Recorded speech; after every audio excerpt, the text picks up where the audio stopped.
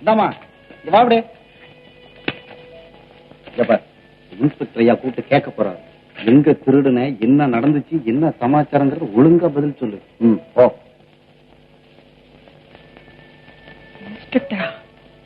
என்கிட்ட வளர்ன மாதிரி ஐயா கிட்ட வளரக்கூடாது.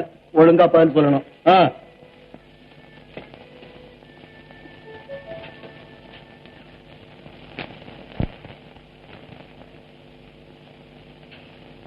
Good morning sir.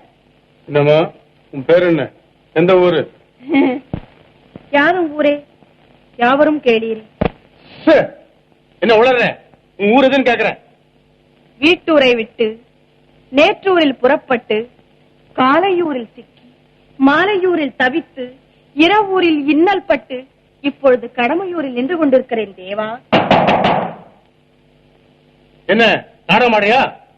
நாடகமே உலகம், உலகமே நாடகம். அதில் நீர் நான் அனைவரும் வேடதாரிகள். தவறு ஐயா கேட்கிற கேள்விக்கு ஒழுங்கா பதில் சொல்லு.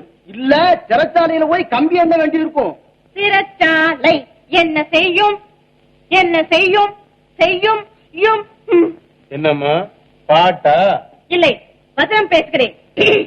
அன்னையின் வயிற்றில் 2 மாதங்கள் சிறை, மண்ணில் தவழ்ந்ததும் தொட்டிலில் சிறை, 5 ஆண்டானதும் ஆசானிடத்தில் சிறை, எவ்வள பருவத்தில் விரக வேதனை சிறை, சம்சார பந்தத்தில் சகிக்க முடியாத சிறை, செத்தும் வெட்டியான் சுடுகோலுக்கு விடுதலை பெற முடியாத சிறை.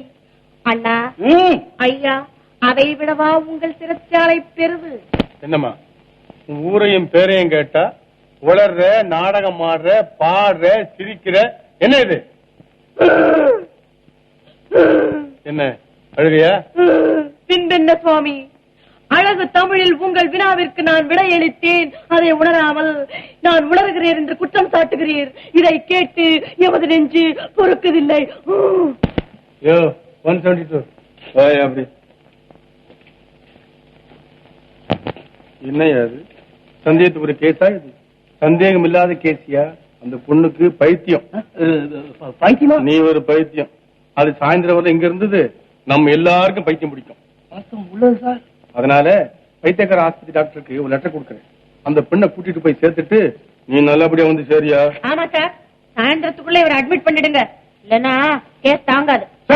Yes sir. Keep quiet. Yes, sir. என்ன கேள்வி? No, sir. 172. Yes, sir. போகல. Yes, sir. போகல. ஐயோ, போகல. போகல. அண்ணா அப்புறம் போல. போகல.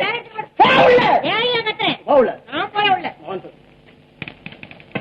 1 7 2. என்னது?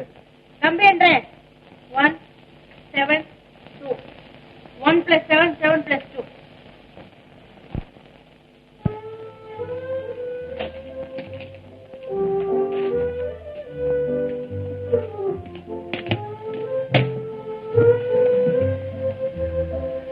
டாக்டர் சார், இந்த லெட்டர்ல குறிப்பிட்டிருக்கிற பொண்ணை உங்ககிட்ட ஒப்படைச்சிட்டு நீங்க என்ன பதில் சொல்றீங்கன்னு தெரிஞ்சுக்கிட்டு இன்ஸ்பெக்டரையா வர சொன்னாரு.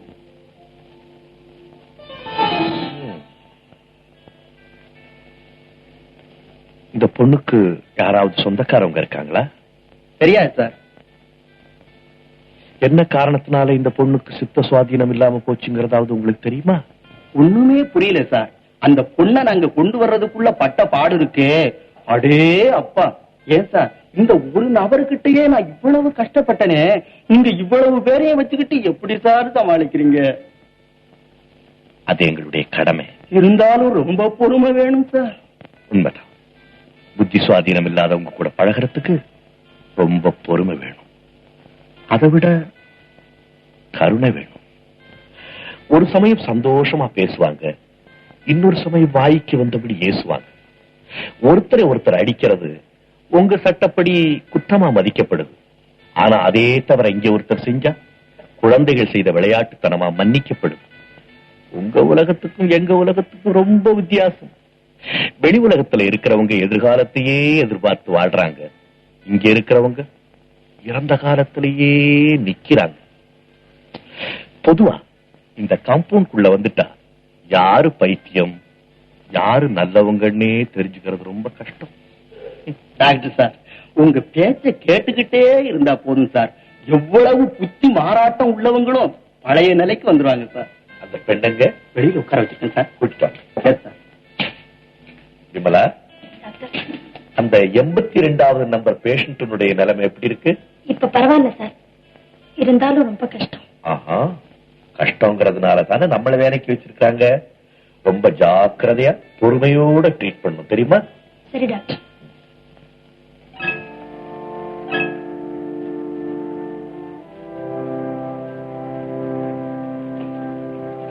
வாம்மா, வா. இப்படி வா.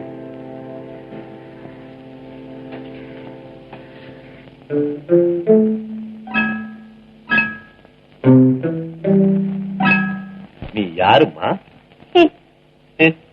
ஏம்மா சிரிக்கிற? நீ யாருன்னு கேக்குறேன், அதுக்காக ஏன் சிரிக்கிற?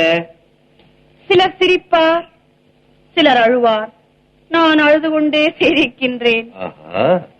பெண்கள் தேவையில்லாம சிரிக்க கூடாது, காரணம் இல்லாம அழவும் கூடாது. நான் கேட்கிற கேள்விக்கு மட்டும் பதில் சொல்லு. கேட்பது யார்? கேள்வி என்ன? பதில் எப்படி? சொல்லும் முறை எவ்விதம்? இவையொன்றும் யாமறியோம் பராபரமே. நீவீர் தமிழ்பால் பற்றுதல் கொண்ட கவிஞரோ? நான் கவிஞனும் இல்லை, நல்ல ரசிகனும் இல்லை. புரியவில்லை. தமிழ்பால் பற்றுதல் உண்டு, ஆனால் யாம் கவி இல்லை. மிக்க மகிழ்ச்சி, அமர்க. நன்றி. உனக்கு தாய் தந்தையர் உள்ளாரோ? தாய் தந்தை அம்மை அப்பன் அனைத்தும் ஒருவரே என்றோ விளங்க உரைப்பீர். அம்மை இல்லை, அப்பன் உண்டு. உண்டு உண்டு. அப்படியானால் தாம் எமது குடிலில் சில நாள் தங்கி ஓய்வு பெற்றுத்தான் போக வேண்டும். இல்லை இல்லை, நாமார்க்கும் குடியல்லோ, சமனையஞ்சோம். இது யார் வாக்கோ? இதெல்லாம் அப்பர் வாக்கு, lower வாக்கல்ல. God, how philosophically she talks, though mentally unsteady. Philosophy? Doctor, Yeah. who does not know it? Every one of us knows it, but none of us follow it. The Creator preached 10 commandments. Do we follow even one? No. So acting. Are you acting? Every one of us acting. Sit down. Pardon? Thank you.